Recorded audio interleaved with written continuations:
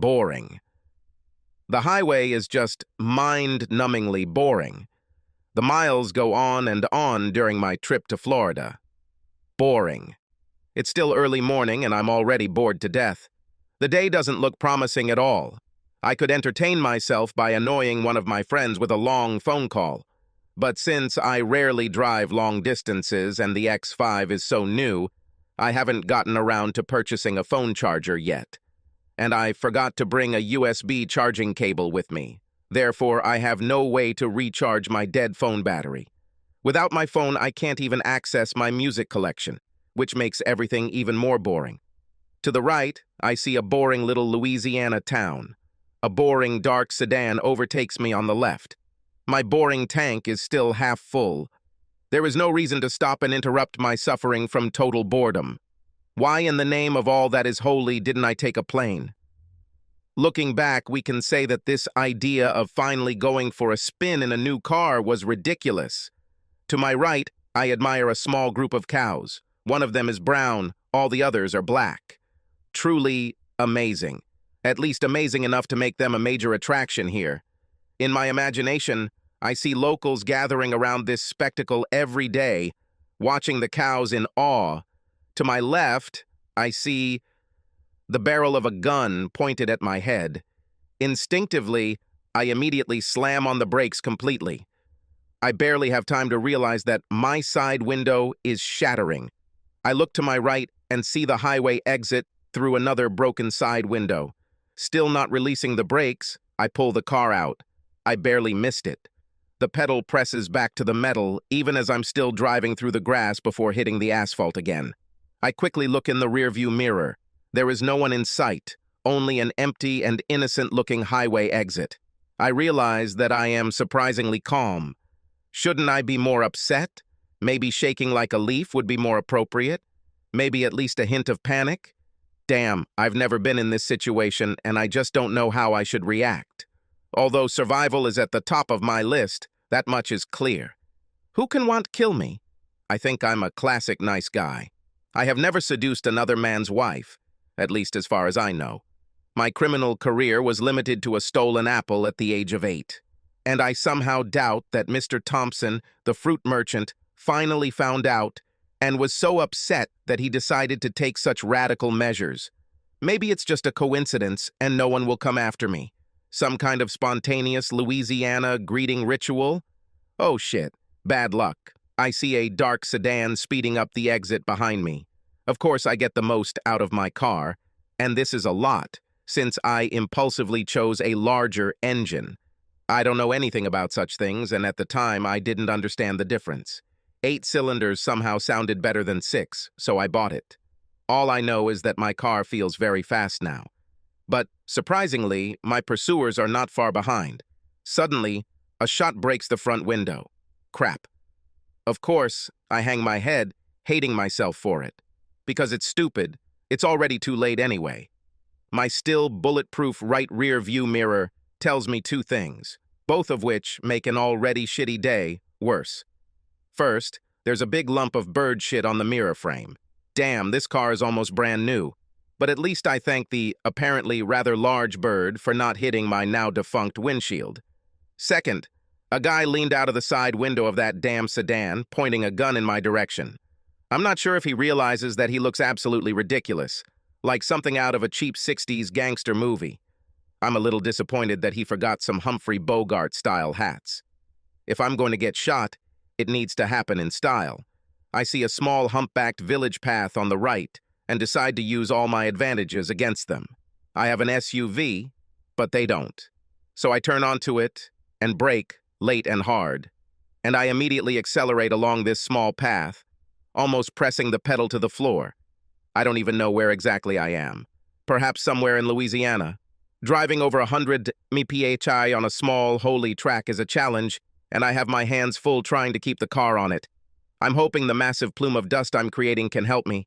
This makes my location painfully obvious, but I don't envy those who are racing through this patch of dirt at such speeds in a plume of dust.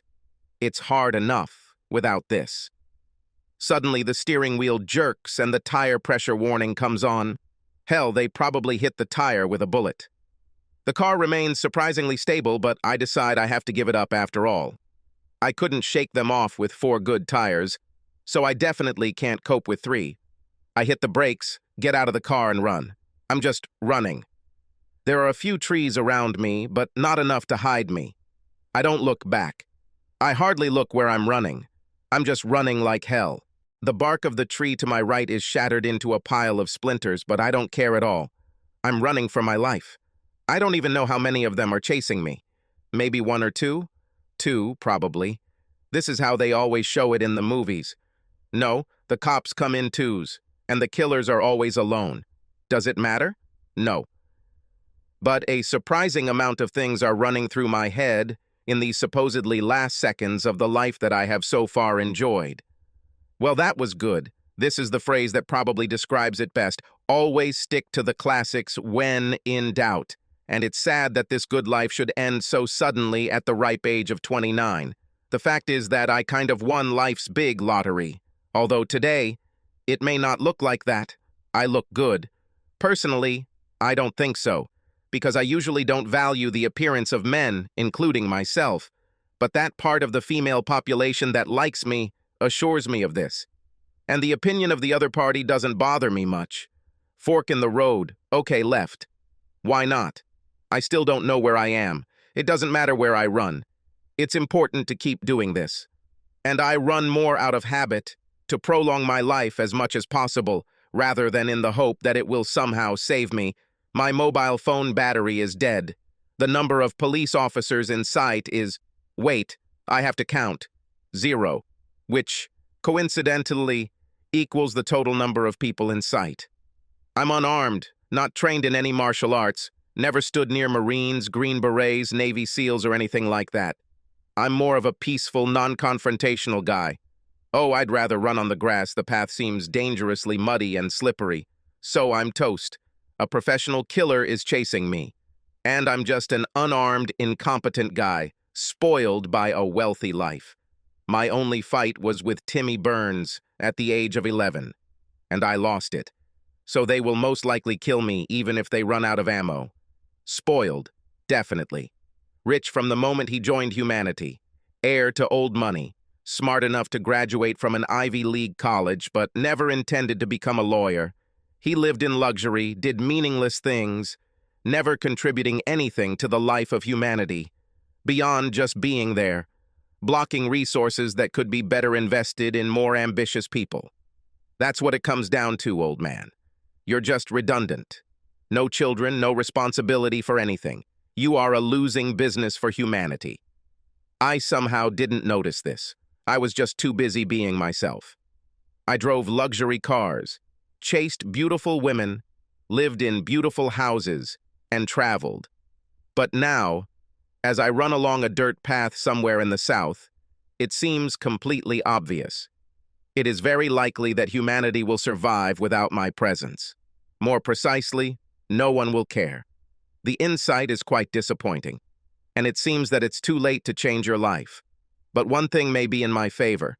I've always been good at sports and ran a lot. I think I've maintained a good pace so far.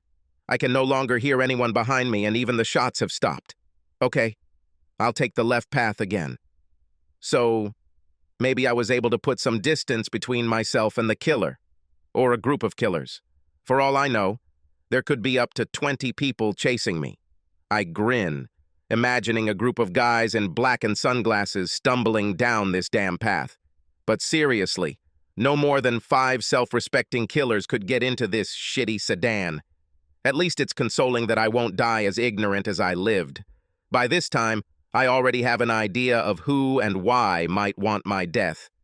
The fact that I found myself in this somewhat uncomfortable situation was partly my own fault. The path leads me around the bend, and suddenly, I find myself in some kind of clearing. It looks like a trailer park. About 15 trailers are scattered across the clearing in a completely random order. None of them are aligned parallel to each other. Their arrangement is equally haphazard. They look like toys thrown here by a huge child. It seems that everything around is silent, not a single person is visible. Most trailers are decorated with some strange decor, chains of lights, colored lamps, Everything that can give this place a tacky and cheap look is present. In its bad taste, this place is very harmonious. Well, I can't be picky, can I? I rush to the nearest luxury home, dropping the one with the Jesus loves you sticker that seems kind of out of place given the circumstances. I knock furiously on the door of my chosen potential refuge. I don't serve. You see, my light is off. A bored female voice tells me from inside. My God, what is this? Some kind of forest brothel? I'm running here for my life. But I'm glad someone is home and willing to at least talk to me, even through a closed door. Please open. It is important. It's a matter of life or death. You must help me. The door opens surprisingly quickly and I am pulled inside. It's quite dark here, and as soon as my eyes adjust to the surroundings, I see a blonde woman in front of me. Her face cannot be called beautiful. It's stunningly beautiful. She has the sharp, chiseled features of a classic beauty. What is she doing here? This doesn't seem right. I have no idea why, but somehow I feel like a beautiful woman, like her, shouldn't be living in an old trailer in the deep woods in the South working her body. Everything should be wrong according to Josh's rules of life. She is about a head smaller than me and looks at me expectantly, clenching her fists at her waist. Her makeup is overdone and tacky, but maybe that's what's in demand here. If a little attention was paid to her styling and clothing, she would be an incredible beauty. I almost don't notice that the trailer seems to be filled with books, which surprises me a little. Well, sorry to bother you, ma'am, but someone is following me and, to be completely honest, is trying to kill me. By the way, my name is Josh. I reach out my hand in hopes of breaking the ice. I hope she accepts it. I desperately need her as an ally. She studies my hand carefully before slowly reaching out and taking it. Hello, Josh. I'm Mia. She takes my hand, which I take as a good sign. The fact is that life here may not be ideal, but I kind of got used to living, and I plan to live like this for some time. I'm 26 years old, and I think it might be a little early for my big departure. So as much as I would like to help you, I don't see the point in putting my life in danger for a stranger. You see, for all I know, you could very well be the villain in this story. Wow, she might be working out of a dinghy trailer in the middle of nowhere, but she's definitely not stupid or uneducated. Quite eloquent, actually. I love her sense of humor, even in such stressful circumstances. This is wrong, I swear. Well, given the current situation, a little more talkativeness than now would be helpful. My life may depend on this. This may be the first and only situation where my abilities as a womanizer will significantly improve something meaningful. And this is apparently the first time I've completely failed since Peggy Andrews gave me a bitchy slap in the 10th grade. So give me at least one reason to help you. Imagine an alternative. You're sending me there again. They will definitely kill me. And you'll have to live with it. Risky. I play the guilt card. I don't like myself for this, but I'm desperate. So you bet your life on the fact that I am a moral woman? You're talking to a slut. I still held her hand, squeezing it. Why should a slut have lower morals than anyone else? You see, I don't like to play with guilt. It's not your problem, and I don't want to burden you. But I also began to like being alive, and I'm just desperate. If I get killed, it will really ruin my day. Her impression softens, and I hope I have convinced her. It would be a small miracle, considering what I look like. Dirty, sweaty, in torn clothes. She sighed long. Okay, what do you want? Could you call the police? My mobile battery is dead. Sorry, we don't have a network here. There are no phones at all. This little paradise is as illegal as it gets. Crap, I need to survive for... Let's see. I checked my watch. 15 hours. Until midnight. Then I'm safe. She looks at me thoughtfully. She then apparently comes to some conclusion. I just hope it's right. The one that will save my life. My life is in her hands. Come after me. She leads me to the wardrobe. Mia, these are very bad guys. They will definitely come here. Please, we need to find better shelter. Trust me, we know about such things. There are illegal immigrants among us. Now she opens a kind of secret door inside the closet. A small cache appears. God, you're right, I say. This could really work. Get in. They are already looking for you. 2 guys. Thank you. You'll thank me later, if I'm alive.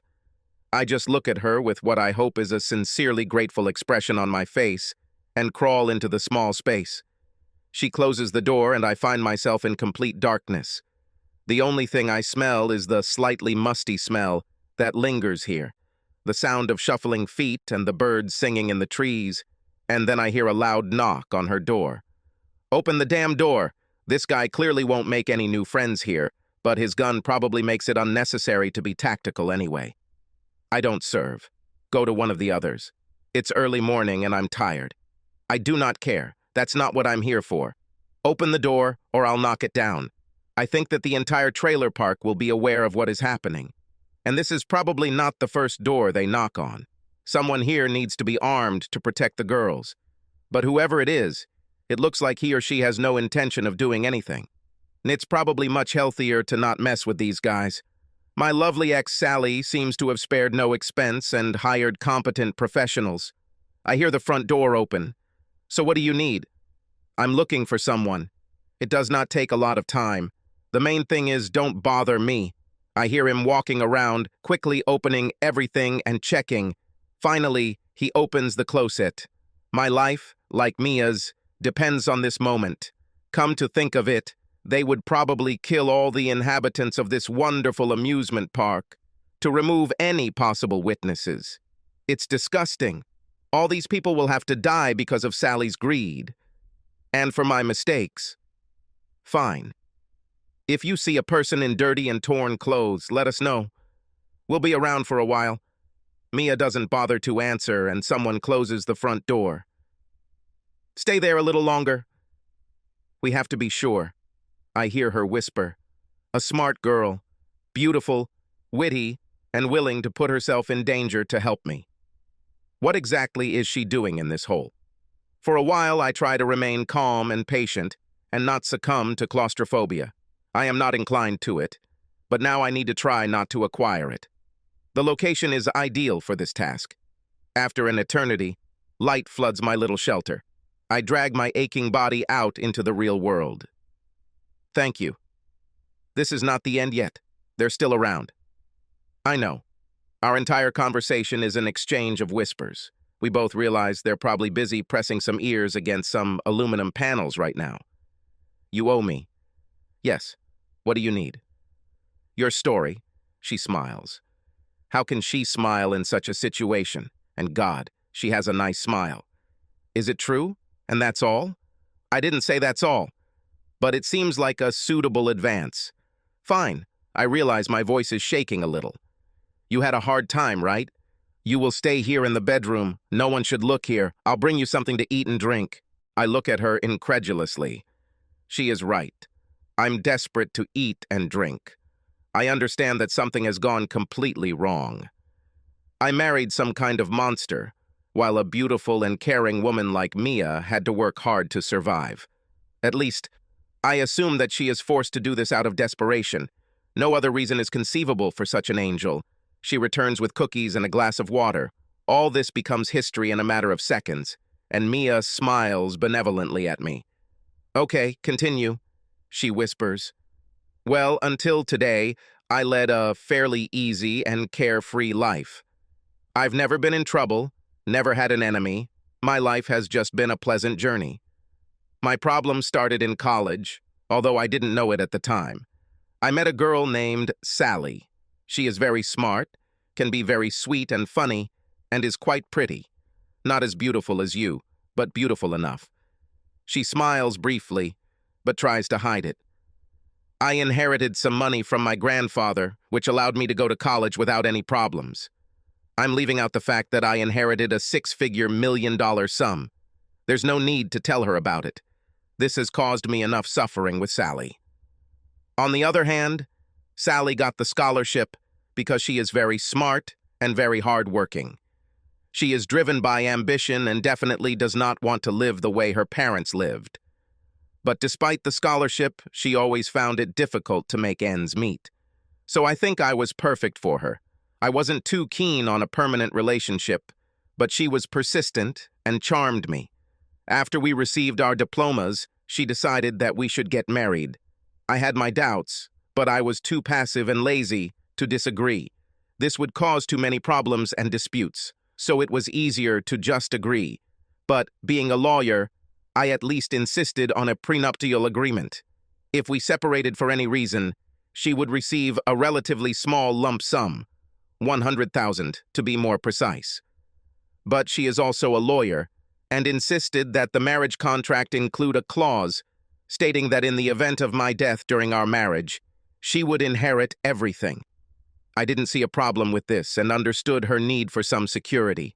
My fault, because this point applies regardless of the cause of my death, and it is valid until the day of the final dissolution of the marriage. Oh, I see where this is going. Exactly. Long story short, our marriage quickly went downhill.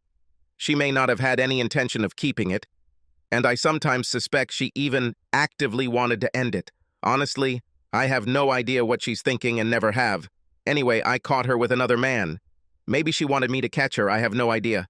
Of course, I immediately filed for divorce. I believe she was forced into the prenuptial agreement against her will and only gave in because of the death clause. Perhaps she intended to get my money this way from the very beginning. After I filed for divorce, I'm sure she was strapped for cash. The divorce was finalized 6 months ago, and 3 days ago my lawyer advised me to pay her the small amount to which she was entitled. This was probably a big mistake, because she obviously used it to hire these gentlemen to end my life. They should kill me within, 14 hours. If they do this, my money will be hers. If not, she will be left with almost nothing. Maybe she needed a divorce because during our marriage, she never had the lump sum to hire guys like that. Only a lump sum payment at the end allowed her to do this. Wow, not a bad story. Yes, and I hope it won't be a short story. Me too, because your end will also be my end. This is going in the wrong direction. So what's your story? Oh, this is a sad story. Do you really want to hear it? Well, it can't be worse than mine. Oh, maybe. Short version. My father died when I was 14. My stepfather was an alcoholic who beat and raped me as soon as I turned 16. Soon after, I found myself here, unable to escape. I'm waiting for my savior. She looked very sad. I'm stunned. Is it true? What happens? This is terrible, Mia. Josh, you're a good guy, but you are completely gullible. I really don't know if I can let you go there again, unsupervised. You won't stand a chance against the next evil bitch. You're just too cute. And what is the point of saving you today if you are too naive to survive on your own after this? What? I do not understand anything. Josh, did you believe this nonsense? She really starts laughing, but she tries to do it quietly. I was brought up in abundance, and I had very good grades at school, but after finishing school I was too lazy for a real 8-to-5 job. This thought depressed me. Therefore, in the absence of a rich knight in shining armor, I decided to take up a prestigious ancient profession. This seemed to be the easiest way. Oh, I have to grin now. In retaliation, she hits me lightly on the arm, and we both have a hard time holding back our laughter. She obviously has the same dry humor and laconic demeanor as me, who earned the cold fish label from my ex. But what Sally meant was far from the truth. Actually, I'm a pretty emotional guy. I just don't want to run around with my hands up, holding my head and screaming. If I'm in trouble, I become calm and reasonable, and I try to look at every situation with humor. Mia seems to be the same, and that's probably why we get along so well. But why are you doing this here? I quickly realized that I don't like intermediaries. They don't give much protection, they only give problems, violence, stupidity, and disappearing money. Here we can work without this burden. It's clear. But what about intimacy and love? Are you still interested in such things? Oh yeah, I love books very much and read a lot of romantic novels. I still dream about it. What I'm doing here is completely unrelated to that. Believe it or not, I have never made love to a man in my life. I'm still kind of a virgin. Are you joking again? No, seriously. I just had a lot of sex in many variations. But I think I've never had real sex. And even more so, she didn't make love. I never felt any pleasant emotions while doing my work. So yes, making love and loving someone is still very much on my agenda. The problem is that I just don't meet good men. The guys who come here are mostly those who can't get good pussy any other way. They are the sediment of the male population. Semi-attractive or good-looking men don't come here. They don't have to pay for such semi-serious services. We're not exactly in the luxury segment of our business, you know? The problem is to remind yourself that there must be worthy men in the world, and that I just don't see them here. Never? I smile and wink. Well, rarely. She smiles too. So you are unhappy with your current position? Yes, but not so desperately. But I definitely need to change something soon. But as easy as it is to get into it, it's just as difficult to get out. I don't think I have the qualifications for a normal job, do I? I just nod, deciding that things are getting pretty serious, and do what I always do in these situations. Change the subject. So do you think we can hide here for 14 hours? We can if Sheriff Clarkson and his deputy come to visit Clara and Becky. If we're lucky, they'll arrive soon. The girls will probably tell them that something is wrong. But I have no idea what they will do about it. Okay, let's wait and see. Josh, I'm going to have to turn on the light soon. If one of the girls does not accept clients for a long time, the men hunting for you will be on their guard. You're right. Is this a problem for you? Not at all. It's just my job. But maybe for you. Well, maybe so, if you think about it. I like her. Even more. But of course I won't admit it now. Mia already has more than enough problems because of me. There's no need to make her life any more difficult. I think it's necessary, don't you? You won't like this, right? And not just because you'll have to wait in the cloakroom all this time? Yes, I think this will not be the main problem. I like you. And I won't like hearing you do your job. Okay, time for a little honesty. It will be difficult for me too. I like you too. And I'm afraid that for the first time I will be ashamed of my work. And I'm afraid that after this, you will like me much less. I don't think so, although I'm not too sure about that. Honestly, I don't know how I will react. I've never been in this situation, and I doubt many men have been. And we don't have much of a choice anyway, do we? Yes, unfortunately. Let's get this over with. Fine. You don't have to go to the shelter. You can stay in the wardrobe. If you prefer to sit between my clothes. Doesn't sound so bad. And over the next few hours, I learned a lot of new things. First of all, I get really jealous when I hear some guys having sex with Mia. Why do I react this way? I have a lot of time to think about this. Because I like her as a friend, and I can't calmly listen to insults directed at her. No, she doesn't overdo it in any way. She is very relaxed and friendly with clients. No emotion, just a sovereign way of dealing with the situation. The reason is that I like her, but not just as a friend. I'm just jealous. Secondly, booking a girl like Mia is surprisingly common. The conversation sounds like everyday chatter. Yes, it's too hot for this time of year. Have you seen fuel prices? John and Marcia are finally getting married. Peggy is pregnant again. No sexy talk. Thirdly, I really enjoy sitting between her clothes and inhaling her scent. I like to smell her, and I think that says a lot about my feelings for her. Between her clients, I can leave the wardrobe, but I don't want to be tactless by taking advantage of the situation to see her in my non-existent work clothes. It would be tactless. Of course, I would like to fully examine her naked body, but somehow I don't feel right, so I don't take my eyes off her face or somewhere else. She notices my problems, smiles slightly, and puts on a robe. After 3 hours and the same number of Johns, the situation changes. Oh, the sheriff and 2 of his colleagues arrived. Mia looks out the window and I have to hide. They head to Clara, Becky, and Andrea's trailers. Now things are about to get interesting. She continues to watch the scene unfold. They're coming out again, all 3. Everyone has their guns ready. They are talking. Deputy Andrews walks toward the patrol car. Now it gets more interesting. If the killers decide to shoot them, they will have to kill all of us. But it's risky. You can't just kill 3 cops, even being a tough professional, especially as a professional. Too much risk for one job. Do you know what you're talking about? I've seen a lot of crap. but not as close as today, fortunately. Boy, you really owe it to me if we get out of here alive. Yes, definitely. I assure you of this. Be prepared. Now go to the wardrobe. No, it's better to go to the hiding place. We don't know what will happen. Okay, another 10 hours. Crap. We have to get through this. She looks me straight in the eyes when she says this. I feel a tingling sensation in my stomach. Yes, we have to. Thank you. You'll thank me later. Now go. We have to hide you. Do you think I should just run towards the cops? No, I think they can just shoot you from afar. They probably have rifles. Too risky. You're right, so I better hide.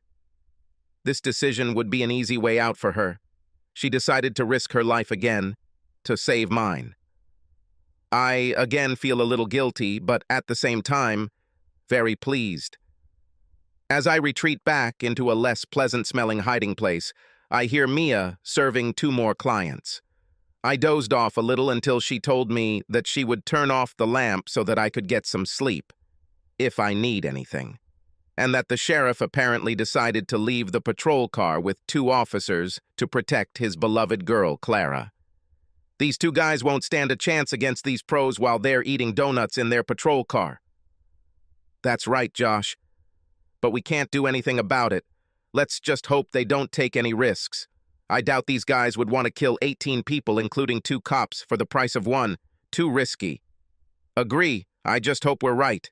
I'd like to pee before you fall asleep. She is laughing. Of course, go ahead, and you better take sleeping pills, otherwise it will be a long night there. Good idea. I wake up when the hiding place opens at night. Mia stands in front of me with her long blonde hair down, freshly washed, wearing only a long t-shirt and smiling. She looks breathtakingly beautiful. The reason is that the ridiculous makeup has disappeared. Mia, you are stunning. Thank you. You, on the other hand, look like crap. We both laugh. What time is it now? 11:30, 30 minutes left. Both cops are still alive. You slept well? What? You're a strange guy. Not that much, to be honest. I had to look after you. What do you say? You are a strange woman. I know. We both smile. I really enjoy spending time with you, Mia. Surprisingly, she shed tears, turned away, and then closed the hiding place. Well, she's a woman. They are born to be unpredictable. It'll all be over at midnight, right? Yes, then I will officially get divorced. We are talking through a thin wall. Fine. Wait, the police are leaving. I have to stop them. I hear her hurrying to leave. After a while, she returned, rummaged through her things a little, and went out again. Shortly after this, I hear heavy footsteps in the trailer. Someone searches him again. Apparently, one of the killers. I held my breath, literally. Hey, what are you doing here? I hear an assertive male voice. I'm just looking for a little fun. But the lady doesn't seem to be at home, a male voice answers. Get out of here, immediately. Hands behind the neck. Stay right there. Do not move. Do you have permission for this gun? Certainly. It was recently used.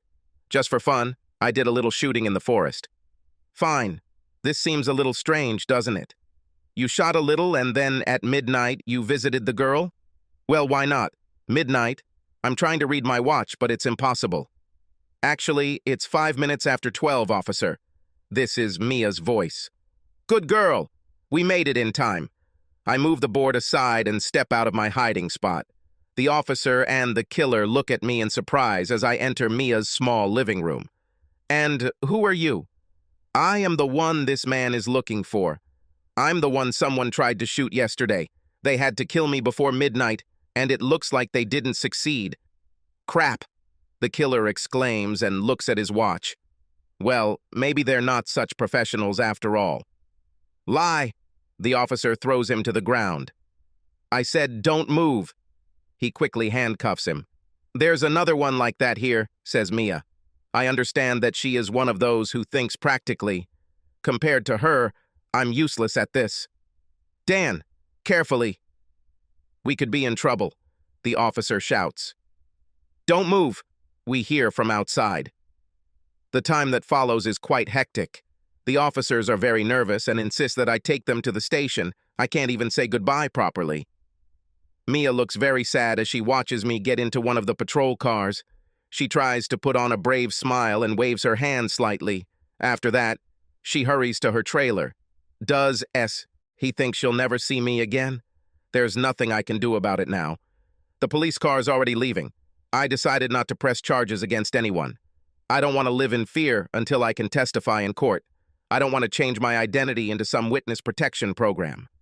Hell, I didn't even see the face of the person who shot me. It could have been one of the two guys in the trailer park or anyone else. The trial would have ended in nothing. It's not worth it. I don't even mention my damaged car. It would simply be confiscated as evidence. And I'm far from home. I need her. For much more important things than a fruitless war with the guys my beloved ex hired. The chance that they will turn it in is minimal anyway, because they are in no real danger of being convicted, and I have absolutely no interest in these guys. So I have to admit that I'm letting these guys just walk out of the police station with me. One of them even congratulates me for surviving. I wouldn't bet on it. You're a damn good driver and a fast runner. Well done. Strange. What is he waiting for? That I'll give him a high five? Am I treating this like some kind of sporting competition? I think it's a little more personal. Were you hired by a man or a woman? Buddy, we never talk about such things. But women, of course, can be evil bitches. In general, do you understand? He grins and leaves. That's all I need to know. So my ex hired them personally, not her lover.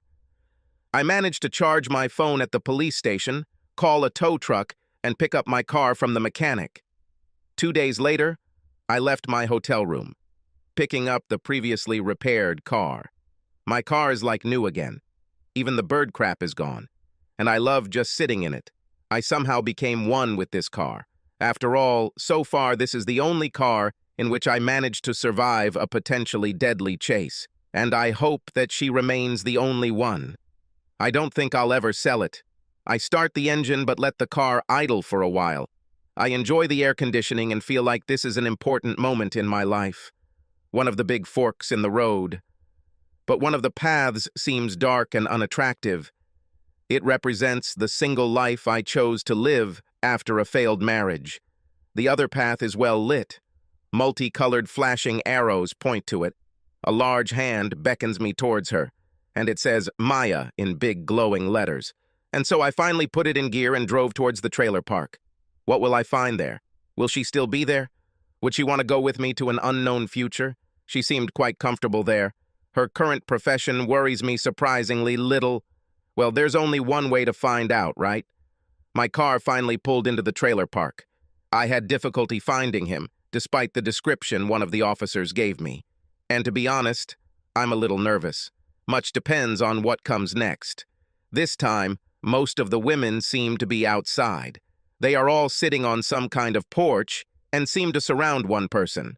I get out of the car and slowly walk towards the group, expecting Mia to be part of this gathering.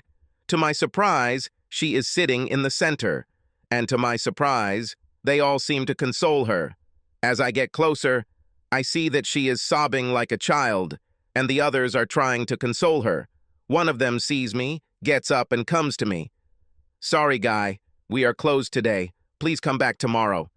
I'm surprised how empathetic these women are. They lose a day's income to help a colleague in need. No, I'm not a client. I came to visit Mia, and no one will stop me. Are you Josh? Exactly. You're an idiot. You better get to her quickly. This girl is destroyed, but she smiles kindly. Mia is now sitting with her elbows on her knees and her face buried in her hands. She is overcome by sobs. 2 of her colleagues console her. She didn't even notice me. She seems to really feel bad for me. But instead of regret, I feel elated.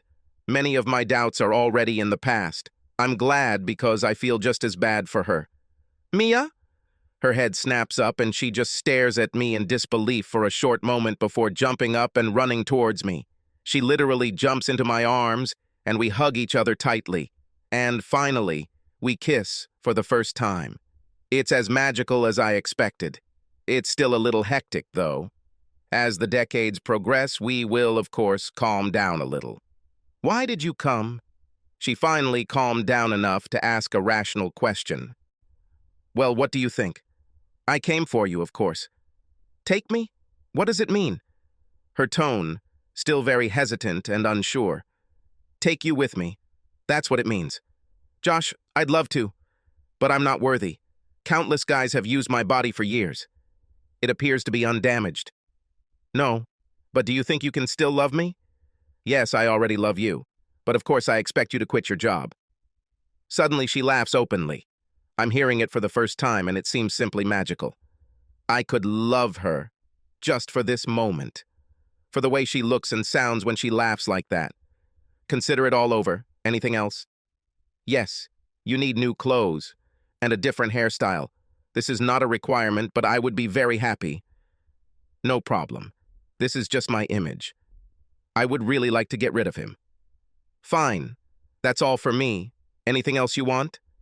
Except you? No. But Josh, how will this work? Well, you pack your things in my car and I'll just take you out of here. What? Now? Well, you're probably right. Why wait? But how will it work later? Of course, you have family, friends, colleagues. None of them will be happy to hear that you brought home someone like me. You're not like that anymore, okay? I ask this with good humor, but she nods very sincerely. Well, I don't have much family. I have several friends. Quite a lot, actually. But I won't tell anyone what you did. If you want, to your health. I'll still support you. It's your choice. You're right, Mia. He's just perfect. I envy you so much. Don't let him get away. Pack your things and leave, girl, says one of her former colleagues.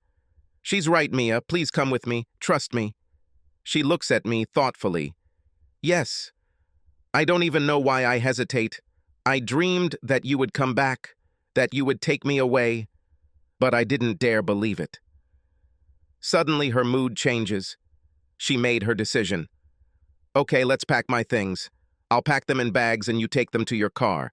The trailer is still rented, but I'll miss the girls. Promise me that we can visit them from time to time. Just take me. I trust you completely. Oh my God, I'm talking nonsense, aren't I? Yes, you chat, but without nonsense. Let's get your things. Yes, sir, she laughs. She disappears into her trailer while I fold down the back seats of my car to make room for her things. She reappears as a completely different woman. Decent clothes, light and tasteful makeup. Wow, delicious. Do you like it? She smiles widely. She then disappears again to gather her things. I decide to follow her to help her, but am quickly kicked out again. While I'm trying to solve the puzzle of how to get her things into my car, she's busy tearfully breaking up with her friends. Having solved it, I wait patiently for her to finish. Finally, one of the women approaches me, followed by the others. As expected, I have to promise that I will take good care of her. Otherwise, they will come after me. I bear it with good humor. It turns out that Mia doesn't have a car, but all the women share the same old truck. So all her things are already mine. Finally, after what feels like an eternity, she enters her. Sorry it took so long. Oh God. That's what I call a good car. Do you like it, dear? Expensive? And she leans towards me and kisses me wildly. So where exactly are we going? Where will I live? She smiles sweetly at me, full of trust and anticipation. It's contagious. Austin, Texas. Oh, that sounds good. How long will it take to get there? Few hours. Not so bad. Oh, Josh, are you sure about this? This is the last chance to cancel everything. You are crazy? You belong to me. I won't let you rot in this trailer. You don't belong here. You will come with me. You will live in my house. And even if nothing works out between us, I will help you improve your life. Oh, it's not like that now? Is this so? No, not really. She looks coyly. Right. But anyway, let's think about it later. Now we're just starting both our lives over again. Fine, let's not talk about anything too serious. I think we both need to leave our past behind. Agreed. Let's just enjoy our journey. And it turned out that traveling with her was much less boring than traveling alone. In fact, I really enjoy it. A few hours later, we turn into my driveway, and Mia looks at me in disbelief. "You're kidding, right?" My large, modern, mansion-like home comes into view, and she gasps in shock. "Josh," she says mockingly, "is there something you somehow forgot to mention? This is definitely not your home, right?" Well, maybe," I answer mockingly, trying to feign remorse. "Oh my God, so that's why she tried to kill you. Being this rich can be dangerous." "Oh yeah, to say the least. Being rich and gullible is a dangerous combination." "So, who is this woman sitting on the porch of your house?" "No, this can't be true. I can't believe it. She actually has the nerve." Wow. Great. It will be fun. I can officially take you away from her."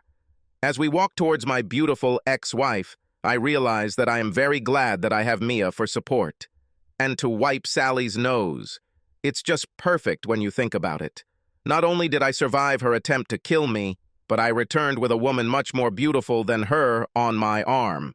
Sally is certainly not ugly. She has long, black, straight hair, she has a beautiful face, and she is always dressed and styled to the highest standard. This undoubtedly gives a woman a certain attractiveness. But Mia is just a natural beauty. Sally can't compete with that. Mia's face is in a different league. And, without seeing her naked, I got the impression that her body could at any time lay claim to the title of central figure. Sally is slim and well-trained. She truly made the best of what she had. But Mia is simply more attractive, even without any styling. Not that any of it matters much. I want Mia next to me, and I don't want Sally. Even if Sally was prettier, it's just hard not to compare them now. Ah, Josh, honey, there you are. Finally, I do not know what to say. So much time has passed. So many things went wrong. Josh. She continued talking to my shoes. We really need to talk. Darling, we should be together. But, well, we've made so many terrible mistakes. We made mistakes? I definitely don't remember many of mine. Trust in her was one of them, that's for sure. Well, this will be interesting. I decided to remain silent. Please, honey, I beg you, let's go inside and talk. Looks like you changed the locks.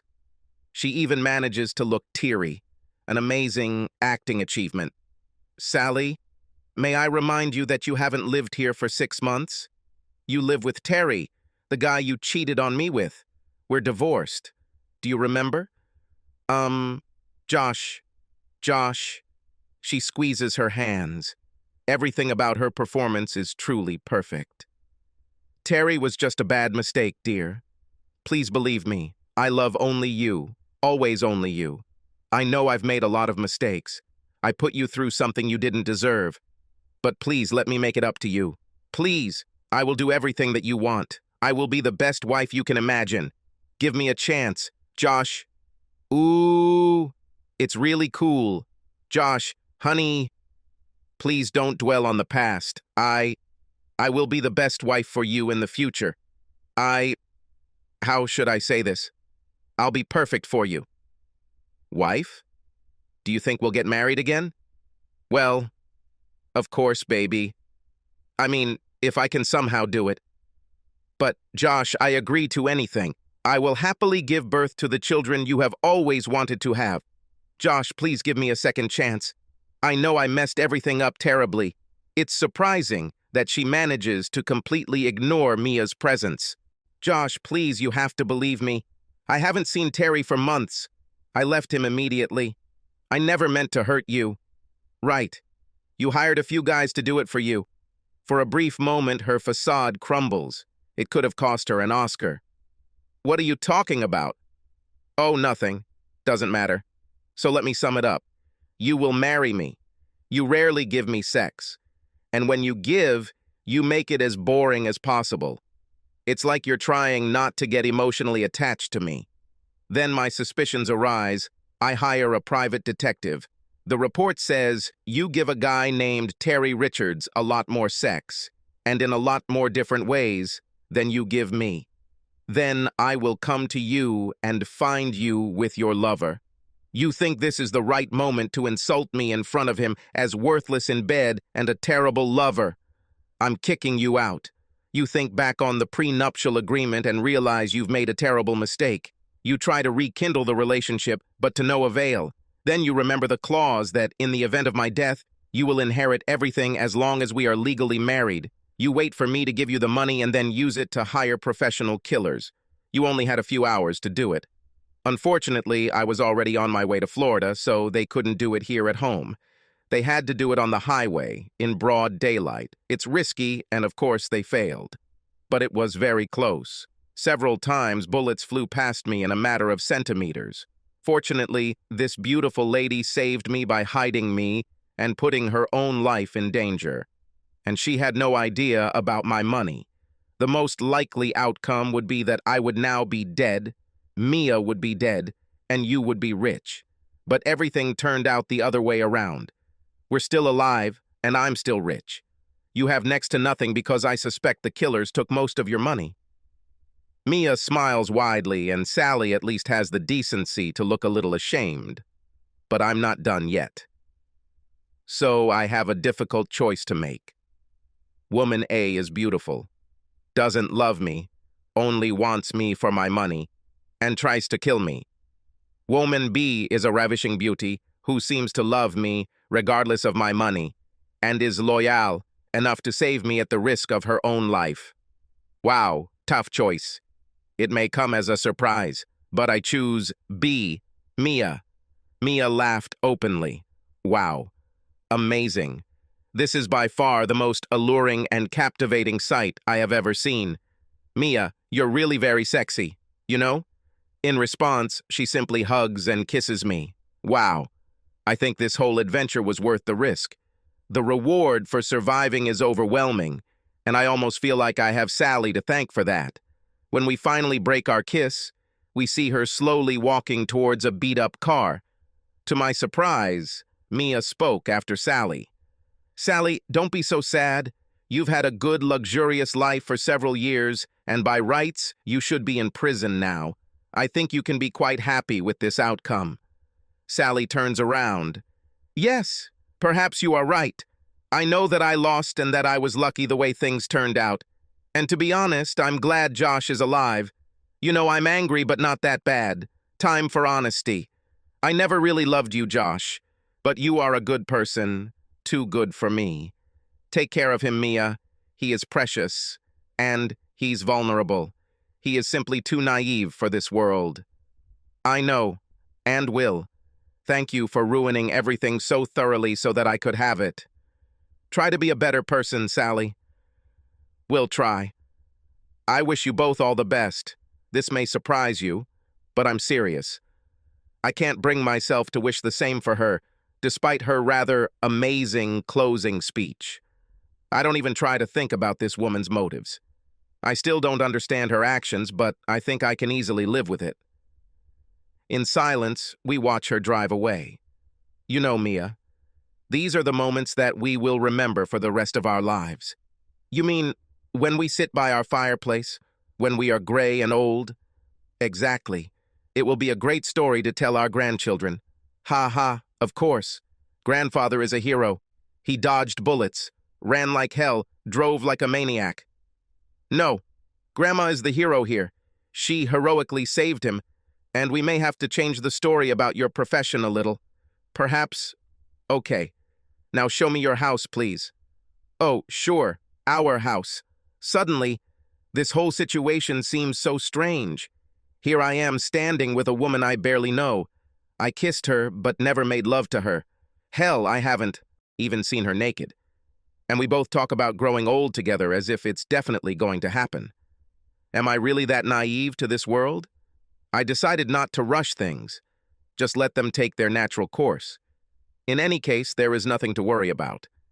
We're not married, or that she wants to kill me, as other women usually do. Meanwhile, I reached my front door, opened it, and bowed gracefully, inviting her to enter. Please come in, my lady. Thank you, good sir. Oh my God, Josh. It is fantastic. Oh God. Oh God. and she starts running around the house like a child. It looks out onto the deck and garden pool, through large sliding glass doors, a fireplace, a large kitchen with prep island, a master bathroom with panoramic garden views, and a large jacuzzi. We're going to have so much fun here. To the guest bedrooms, and finally to the master bedroom. More than once she jumped around or squealed with joy. I'm really not sure it compares to my luxury trailer. I already miss the tacky lighting, the damp winter, and the total boredom. What else can you add to convince me to stay here? We both smile widely. She makes everything seem fun. This situation can be extremely awkward, but not with Mia. In mocking despair, I answer, well, it won't be easy. All I have is this old shitty BMW that we barely got home in. He's already over 3 weeks old. It's a miracle he's still working. And there are only 2 other machines that can be used, and they are not much better. These don't even have a proper roof, and one of them has the engine in the rear. Oh, this doesn't sound very good. At least you're honest with me. It's fun. Well, we could from time to time escape from this suffering, but no more than once or twice a month. And we would be limited to hotels almost as shabby as this place. And what's worse, they will be in completely inconvenient places, in Europe, for example, or in incredibly hot places like the Caribbean or Hawaii. Boy, you're really digging yourself an even deeper hole. Maybe I could calm you down with sex, but no more than several times a day. Sorry. Well, that's a shame. I really expected a better life than this. Maybe then you can convince me by showing me your body. I need to see if this will be enough to make me forget about the terrible living conditions that await me. I have to try really hard not to laugh out loud, but I succeed, and I obediently pull off my t-shirt and look at her shyly. She stares at my muscular upper body and can't maintain her fake, haughty demeanor. She is silent for quite a long time, seemingly speechless with admiration. Well, she almost whispers, if this is all I can get, then this will have to be done, won't it? I laugh out loud and just pick her up and carry her to my bedroom. She giggles happily all the time. After a few seconds, for the first time, I can truly appreciate her naked body. God, how in the name of all that is holy can I keep a woman like that? I already know her beautiful face like the back of my hand, but her body is no less impressive. She turns, smiling, to let me inspect every detail. Do you like it? Seriously? You're just a walking dream. These breasts can't be real, can they? She looks too divine to be true. Well, it is. Thank you. I already guessed this, otherwise I would not have talked about it. Piercing looks perverted. I think I would vote against them if asked. But now that I see them, I have to admit that they look sexy. I have a nice chain to connect the rings, but we'll try that later. I don't want to go through my things right now, but rest assured, we'll have fun. Oh, wow, is all I can say before she attacks me. And God, she has a lot of pent-up sexual energy. What I experience has nothing to do with what she did for her clients. She is my dream, Tess. Josh, you'll never get rid of me again. This is the perfect dream for me. If necessary, I will use handcuffs or super glue to keep you close to me. No need. Oh, I have an idea. I saved your life. In any case, you are my property. I'm lucky. She winks very sweetly. I'm happy. I don't think I've ever been so happy in my entire life. That is why I am now smiling like an idiot who has just been pulled out of the forest with a crust of bread. And I don't mind at all.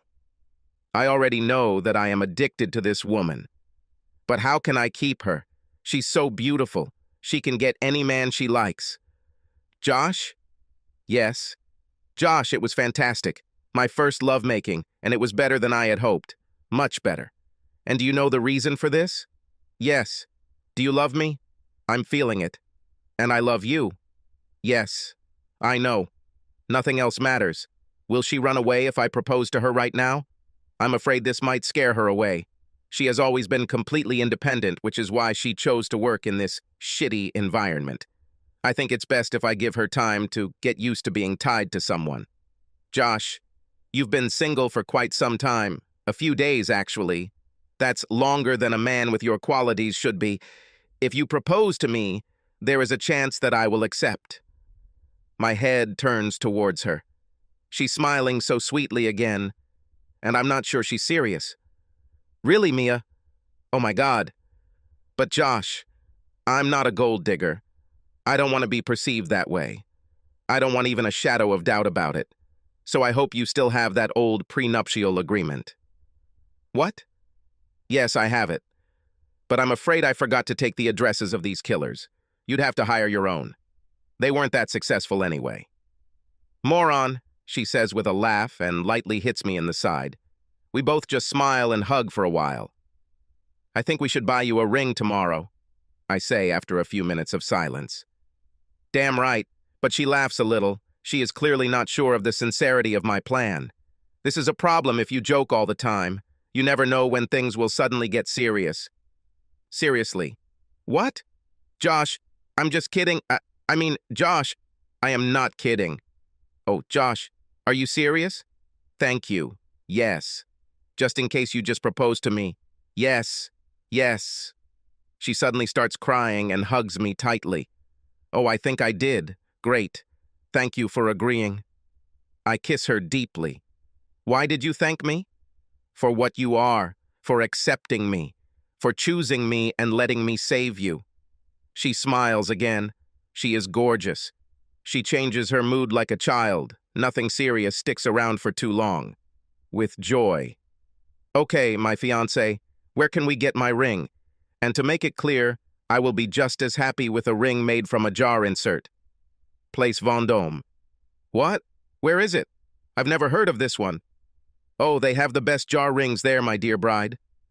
Wow, thanks, Josh. It looks like you're really serious. Yes.